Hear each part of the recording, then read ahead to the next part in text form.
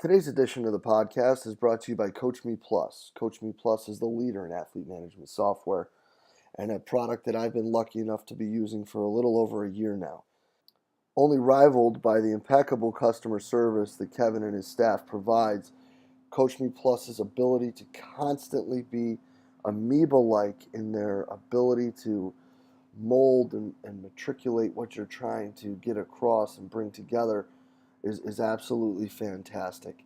Their constant pursuit of better ways and better methods and innovations and progress to their own product is absolutely fantastic. Go over to coachmeplus.com. Check out what they got, guys. It's something that I guarantee you won't be disappointed with. Hello and welcome to the podcast.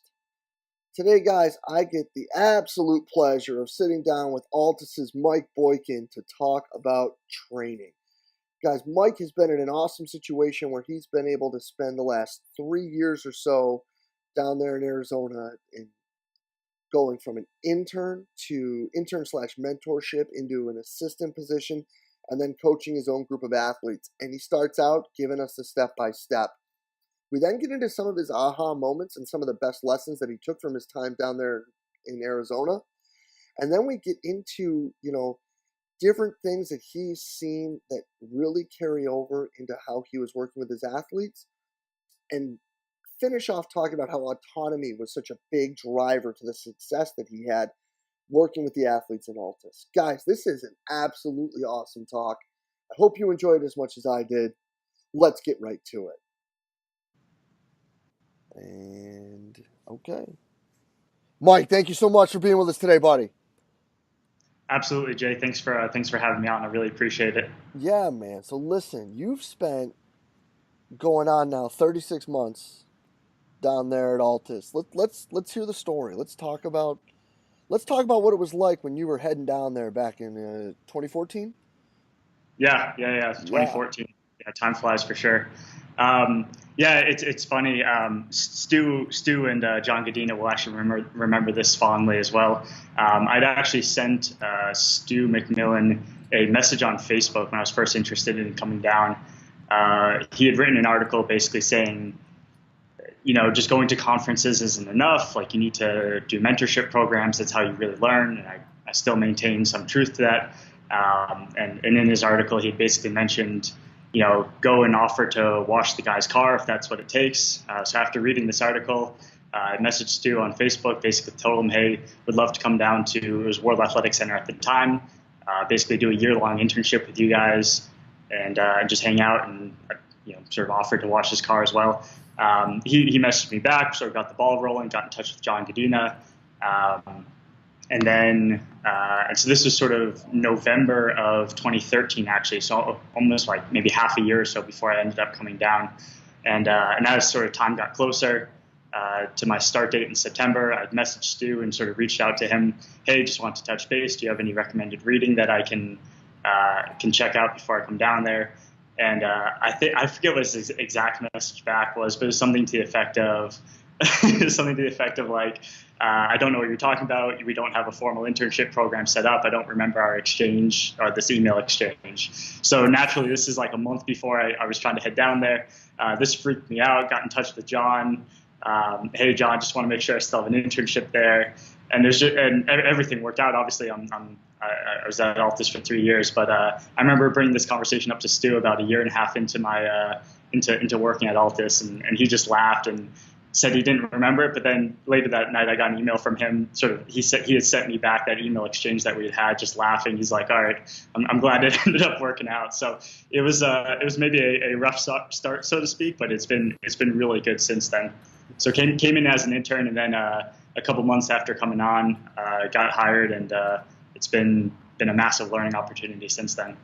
So starting out basically as a mentorship slash internship, leading into an assistant and then an actual coaching position.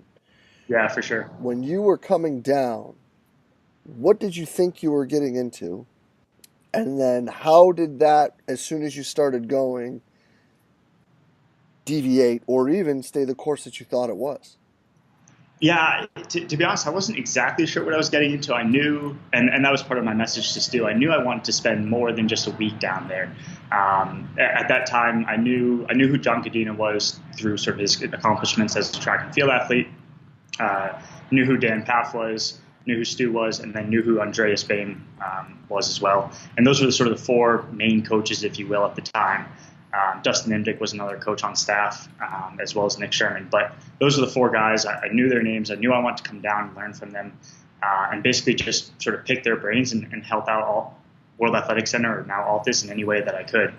And I just sort of intended to spend a year here, get as much as I could out of the opportunity, and then maybe look at grad school, maybe look at a different work experience. But sort of had World Athletic Center at the time as my sort of final destination, as places that I wanted to learn from and people that I wanted to learn from.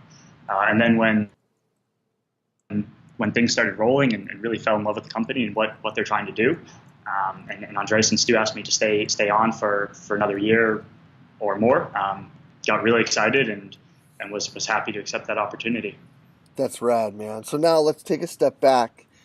It's been 3 years. You've climbed the ladder to have your own guys. Along that way, what I could only imagine, like just on the regular, how many times people are just like, whoa, with the coaching staff that's down there. But what were some of your like favorite or biggest like aha moments, and what are some of the things that you are taking from some of those? I mean, like some of the best in the world, and bringing with you that are maybe things that you might not have thought you would be getting out of this time. Yeah, man. Yeah. Trying to think of things that specifically stand out. I think overall, and I look back. I basically keep a coaching journal, if you will. So when I started, it was basically just notes on things I was learning from Andreas and Dustin, and Stu and Dan. Basically things they were looking for in acceleration patterns and things they were looking for in max velocity mechanics and whatnot, and just sort of training concepts and how they'd interact with their athletes. So I think it's more that when I look back at those notes, I'm pleasantly surprised, if you will, at how much I've grown and how much I've learned since then.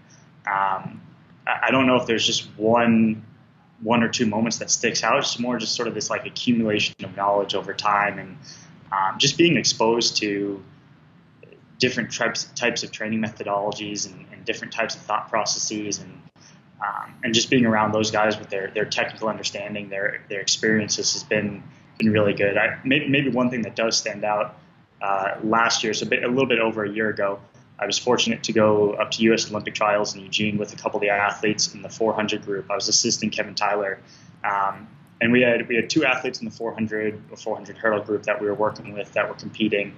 And I remember going in and thinking, Dan and Andreas and Stu and Kevin had all talked about sort of these championship type of atmospheres and what you can expect in terms of athletes are more sensitive to their sort of physiological and musculoskeletal state. So you'll hear an increased reporting of injuries, or not necessarily injuries, but sort of symptoms, if you will. The nerves and the dialogues that happen in the 10 days leading up to that major competition is very different than the dialogue that they're having at their opening meet in the early outdoor season, maybe 3 or 4 months before that. And I remember just finishing up that experience at USA's and being really grateful and thankful that I'd had people like Dan, Stu, and Kevin, and Andreas, basically giving me almost what felt like a cheat sheet at the time. Like, okay, this is what you're gonna get from these athletes. This is what you're gonna experience, and don't be surprised when it happens. And again, it was like you're playing a video game and there's a cheat sheet in front of you, and Dan's telling you, yeah, like they're gonna report that their hamstrings are tight the day before. Like, that's okay. Don't freak out. It's just normal. There's just increased tone. They're excited. Like adrenaline's all fired up. It's an okay thing. So just felt like I'd gotten a little bit of a boost in terms of my experiences just being around those guys, and even the internships and whatnot I had done before that. So. No, that's fantastic. So you also wear a lot of hats, and when you're dealing with those guys, Dan's by this time, Dan's been on the show. He's about to be on the show like in 2 weeks. So Oh, it's, nice. yeah. So like, I mean, obviously he says some things that a lot of strength coaches are going to be like, but let's talk about that. So we were talking off camera about the therapy end, the nutrition end, and then the strength and conditioning end. Mm-hmm. And I guess we can even talk about the athletics end because acceleration is so important too. What are some takeaways from those guys that you worked with? Let's do this. What's one thing that you saw and you were like, yes, because you were like, I got that right. Like that's how I've been doing it. And if there was anything that you were like, whoa, because maybe it wasn't exactly how you were doing it before, Yeah. or anything that stood out as like that's really different, that made you kind of look at things in each one of those realms, if you may, with how you're dealing with your athletes now. Yeah, for sure. Um, Yeah, so I had a group this past year. I had 7 athletes, basically a mixture of 400 and 400 hurdles, but a couple of the 400 athletes will run the 200 as well. Um, and for maybe people who aren't quite as accustomed, for a male 400 athlete, talking about sort of 45 to 47 seconds of a pretty high intensity effort to make it all the way around the track. So there's a couple different things involved there in terms of energy systems and postural maintenance and stiffness qualities and whatnot. And I'll go off my recent memory here, and obviously that's going to be my bias. But so one of the athletes that sort of objectively did the best with me this past year, he came out of college, had run basically 46.4, which is pretty respectable time. Came in, was running about 20.8 in the 200, which again is a pretty solid time. So he's got some speed qualities and abilities there, and I just remember like having a debrief with him. He came in a little bit late in the year. He came in early February, and talking through, what have you done for training? What do you like doing for training? What elements are really useful for you? What do you see as not quite as useful? And he wasn't quite. He felt he had been basically over volumized, if you will, throughout his career, basically doing too much cross country runs, too much tempo running, et cetera, maybe not enough speed work. But he didn't have a sort of clear-cut idea of what he needed to do. And that's okay. It sort of gave me some ground to work from. So knowing that he had run pretty well in the 400 and 200 up to this point, you can't entirely abandon what they had done previously just because you maybe have some sort of preconceived notions as to what needs to happen. And just one example, for instance, was just keeping some of the volume in his program, maybe more than you would expect. But I think even more startling for an athlete like him. I mean, this is someone who's running pretty fast. Like he's got some horsepower. I think the thing that ended up not necessarily surprising me, but was like, okay, we sort of got this right, was the lack of emphasis that we put on the weight room. And that's not to say that the weight room's not important, but like if you looked at his weight training program, you'd laugh. Like you'd think I'd written down the weights and the sets and rep schemes of maybe like a sophomore girl in college, or like a soccer player or something. I mean, he was doing like hang cleans with 45 or 50 kilos. He was trap bar deadlifting 80, maybe 90. I think he trap bar deadlifted like 100 kilos once. Bulgarian split squats with 10 pounds in each hand. I mean, this is not like an advanced weight training plan. There's no fancy periodization model that's going behind it. There's no, and this isn't to rag on what anyone's doing, but like there's nothing in there that would have you turning your head and being excited to watch this. But for him, and I can say this fairly confidently, is what he needed. He had very little background in the weight room. His general strength abilities weren't all that great. His single leg sort of stability and support wasn't all that great, and he had no experience Olympic lifting. When we put 80 kilos on the bar for the trap bar for the first time, like that was a PB for him, if you will. And so for him, because his horsepower was so high and his outputs were so good on the track, and he had the stiffness abilities to do some really quality sort of 200 reps or repeat 80s or special endurance reps. He didn't need all that much in the weight room to support the outputs that he was having on the track. And so that was okay. So if you were coaching this kid for 4 years, maybe the weight room sort of changed. Obviously, the weight room would change a little bit over the course of those 4 years. And maybe he's increasing his strength levels and for all the reasons that people lift weights. But initially, I was happy that we played it safer in the weight room because there wasn't a need to push harder. But on the other hand, or on the other sort of end of the spectrum, one of the girls I coached this year, or the female that I coached this year, she needs that stimulus in the weight room. Like, she's not producing those outputs on the track that allow her to sort of get away with sprinting only or jumping only type of program. Like, she needs additional contact. She needs additional stiffness abilities built in. She needs to be lifting heavy, because that helps with the motor unit recruitment, and that helps her, display higher outputs on the track later on. So I think it was understanding that even sort of in the same event, you get athletes that respond to very different types of training, and just being sensitive to that and being aware of that was just a massive learning opportunity this year. Like, there's no cookie cutter program that works, and I mean, your listeners will be they won't be shocked to hear that, but it was a good sort of learning opportunity for me to see that. So how did you determine, or how would you determine, that he didn't and she did? Yeah, so I got it correctly with him, almost, and I'll use him as my first example. Almost everything I did with him seemed to work. I had a pretty good idea when he came in. Because he came in late in the year, I'd already made some mistakes with the rest of the group that I was able to correct with him. Just already learning from 4 months of successes and failures, what needed to happen, what didn't need to happen. Just really paying attention to his history, the abilities that I saw that he had on the track already. I was able to be honest, it was a guess. Like, I was able to guess correctly for him. He didn't have a background in the weight room, so there was no point in me being like, okay, we're going to do heavy triples with you at 200 kilos. Like, he could have done that, but I'm not sure it would have been the right move for him.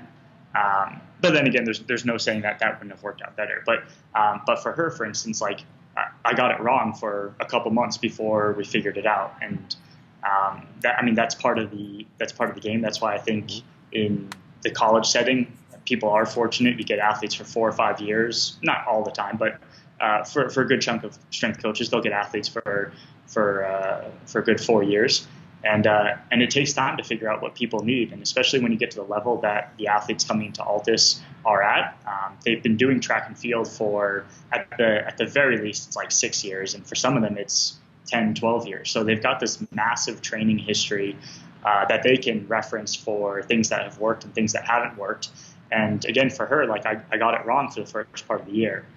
She needed more work in the weight room. She needed more volume on the track, because, again, objectively, and that's the nice thing about track and field, like, the numbers on the track weren't coming along at the rate that they needed to come along, and so something had to change. So her and I sat down after the indoor season, and I basically asked her, like, what do you think we're doing wrong? Like, what's not working? And she had a couple of ideas, and she was super easy to work with and very respectful, and it just made for a really good partnership. But again, it was, had I not listened to her, had I just sort of gone, well, I know what I'm doing. Like, I've been doing this. I'm a coach. I've been doing this for 8 or 10 years, whatever it is. Like, I know what I'm talking about. Like, you just need to listen. Then we would have had, even more failures the rest of the season. So I think it's just listening to the athletes, especially when they get to this level. I mean, like I said, they've got such a big training background that you'd be a fool not to sort of at least take into account what they've done and what's worked for them so far.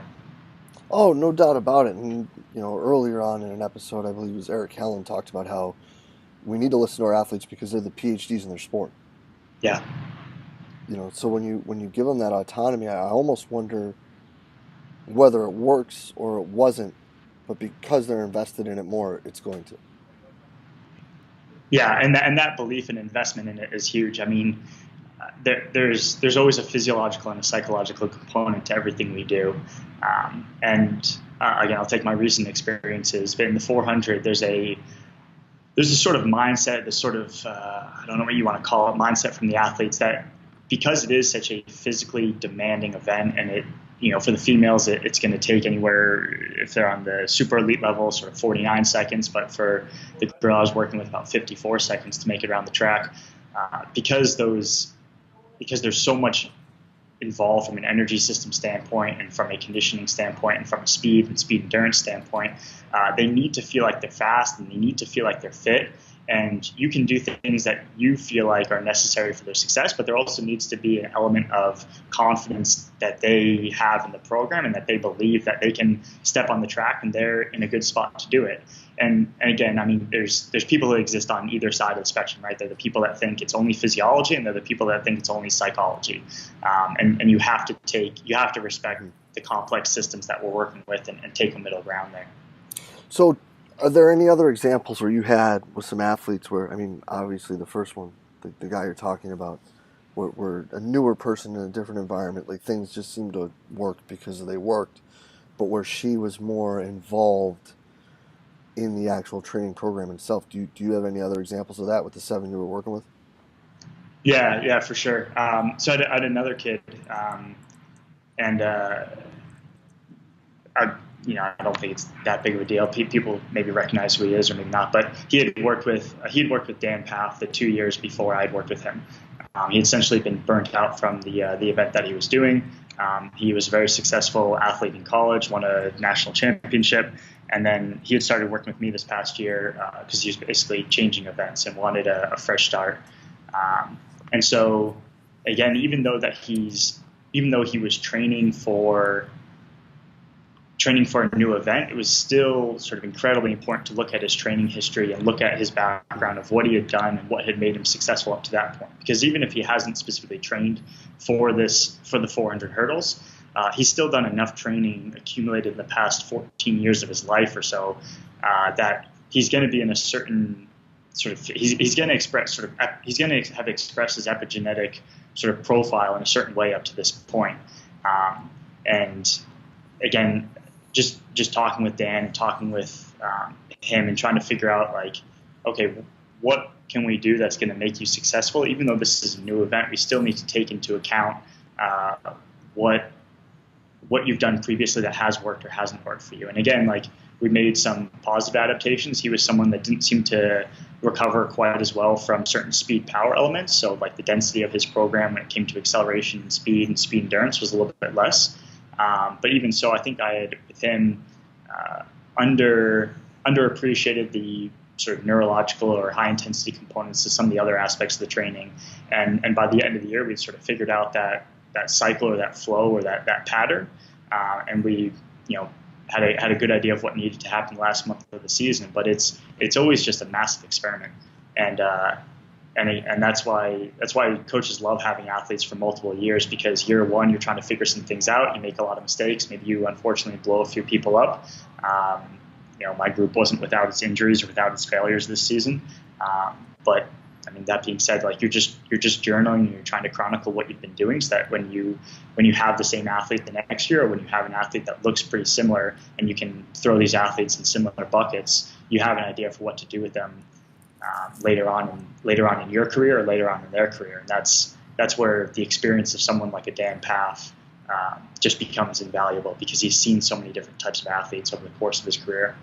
Yeah, no, I could only imagine. And it's something that would probably be like a lot, like almost like a daily, like I'd just love to see your journal, just to feel like just to see what those guys did and like how many times it would be like a whoa, okay, here we go, moment. Now you also do a bunch when it comes to the therapy side and the nutrition side out there. So let's talk about how you guys handle the men and women when you're looking at those sort of things, because the 400, that would be a different sort of event, I would think, when it would come to that. 'Cause, I'd be exaggerating if I said I ran it in high school. I participated in it in high school. Oh, did you? Oh, so you understand the joy that comes with the 400. Oh my God. Yeah, they're like, oh, you're a soccer player. You can run the 4 and the 8. And I'm just like, yeah, this is a terrible idea. This is miserable, yeah. Yeah, but I did it anyway because I'm just stupid, I guess. Yeah, so the whole therapy end and the nutrition end of it with dealing with them, I think would be super neat to talk about. So let's hear a little bit about what you do with that. Yeah, I guess slight tangent there first. I think I mentioned this to you beforehand, but I think I've been really fortunate in my career. Maybe the only thing that I've done consistently well is find mentors who are doing good work, for lack of a better term. Like I was really fortunate to work with guys like Art Horn and Jim Snyder, um, and Eric Cressy, and then obviously the staff over here. Um, and I think just learning from people like Jim, like, so if you know Jim, and he's obviously involved, you know Jim, you're smiling. He's obviously involved in the strength conditioning, but what he also does really well as a strength conditioning coach is communicating with his lead coaches or his assistant coaches and saying, okay, you've got this drill on the ice, or you've got this practice that you want to do. Here's some of the maybe physiological data that goes with it, the heart rate responses that goes with it, or whatever else you might be looking at, some of the GPS data. And here's the sort of load on the system when it comes to what you're doing on the ice, that we can have a joint program. And then Jim's also been involved with therapy. He's getting his massage therapy license, or he already has that. He's really knowledgeable in nutrition. And then again, working with guys like Art Horn, who Art's both an athletic trainer and a strength conditioning coach, and wears both hats and does a great job with both. So I think those people like that, just sort of just watching that in action when I was a bit younger, and saying, okay, like this is the type of impact I want to have on the athletes I work with. I don't want to just wear one hat or do one thing for them. Like I want to have a more global idea of what's going on. And even if you don't necessarily do the therapy on the athletes because of NCAA issues or whatever else is going on, you don't feel confident in the skill sets, I think it's important to at least have an idea of what's going on in that world.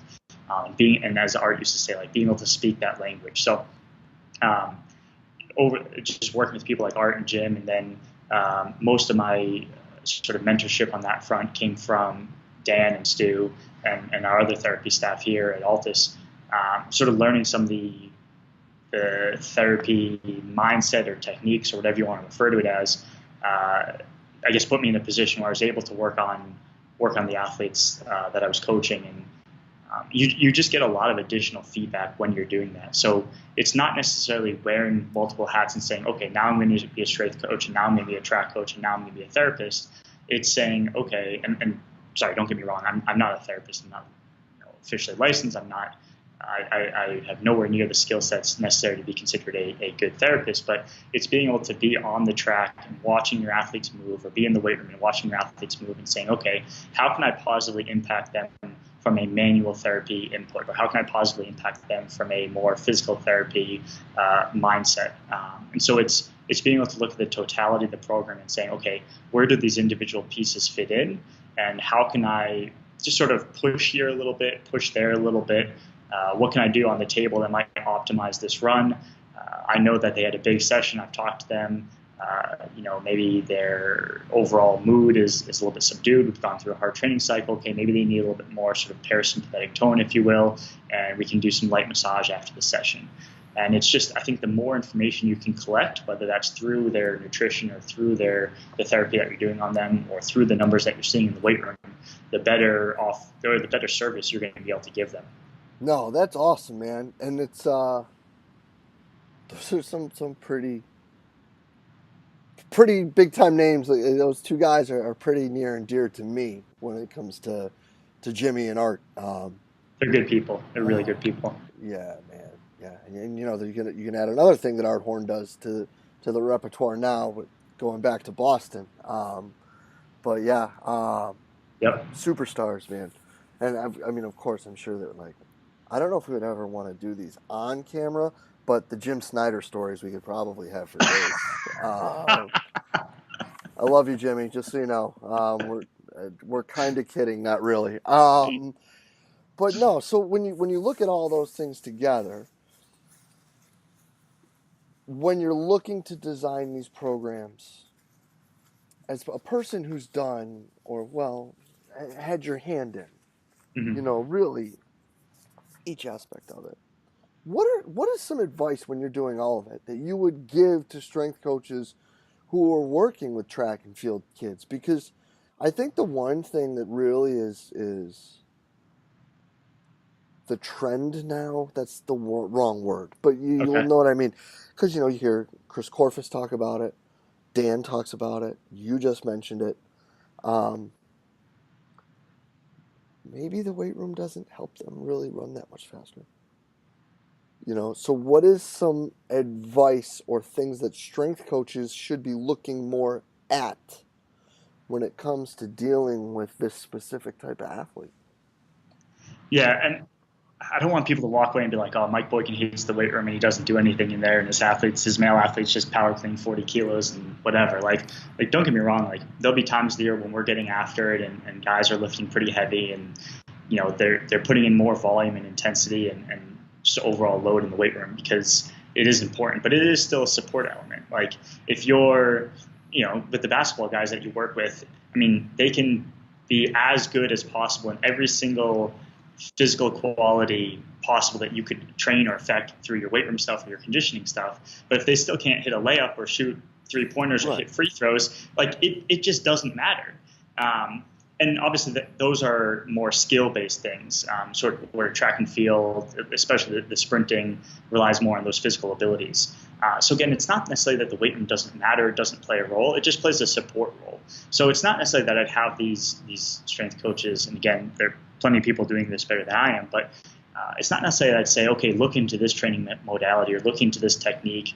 It's more just like have a conversation with your lead coach. Like if you're a strength and conditioning coach at an NCAA university, like speak the language of track and field. I'm heading up to Iowa in a week or so to be a volunteer coach there, and Landon Evans is doing a great job with that. Like, I mean, from I know I could be wrong, hopefully not, but like I don't think Landon ran track. Like I'm trying to envision it right now, but I don't think like Landon was running at elite level. So like he's not necessarily going to have the specific context of what it feels like to run a 4-hurdle race, but if he can communicate with Joey Woody, who's their lead or their director of track and field there, and say, okay, what are you guys doing on the track today? What's that going to be like for the athletes? What can we do in the weight room? And I know the Iowa staff has those dialogues and has those conversations. Then he's able to design a program that makes a lot more sense in the weight room and caters towards the needs of the athletes rather than having these two separate entities and hoping they come together and the athletes do all right. So more than any specific training technique or modality, I think it's just like have that conversation, have that dialogue, learn to speak the language of the other people involved in your global care for these athletes. And that goes more than just the lead coaches, but your athletic trainers and your therapists and if you have a registered dietitian on staff as well, like talk to everyone involved. I mean, it's the better. I mean, we're here at the end of the day to give a quality product and quality care to the athletes that we work with. And that's only achieved when you have people existing on the same page and trying to accomplish the same things. No doubt. And I think that that's something that is becoming more and more the norm. Or at least I'm hoping it's becoming more and more of the norm as we move forward, because I think that at the end of the day, that collaboration within the staff and now more and more people being open to collaborating with the athlete is going to end out. Man, it's probably just going to save us a lot of headaches, to be honest, like above and beyond everything, but it's going to put out a better product too. Exactly. So, but no, man, listen, Mike, this is fantastic. I can't thank you enough for spending the time listening. This is an awesome talk, man. And I thank you for being so open and honest with your time there, man, because there's a lot that goes on down there. And I'd love to hear even like the stories that we can't talk about now. I mean, shoot, we didn't even touch on the continuing education stuff that they do down there, which is like freaking huge. But yeah, man, I really appreciate it. And safe travels up north, brother. We appreciate your time today. Yeah, of course, Jay. Thanks for having me on, and hopefully your listeners got something out of it. So I appreciate you, and yeah, best of luck to the team this season. Thanks, man. Well, appreciate it. We'll be in touch real soon, Mike. Sounds good. Have a good one. You too. And a huge thanks to ALTIS's Mike Boykin for sitting down and talking with us today. Guys, so open and honest, he's talking about the mistakes he made. I mean, it's just fantastic that we have coaches out there so willing and so open and so candid to share the pros and the cons. I can't thank Mike enough for being so open, honest, and candid with what we were talking about today. Absolutely fantastic stuff. I really hope you guys took something from it. And as always, guys, thank you for everything that you do for us here at Central Virginia Sport Performance. We will be back next week with another awesome guest. We will see you then.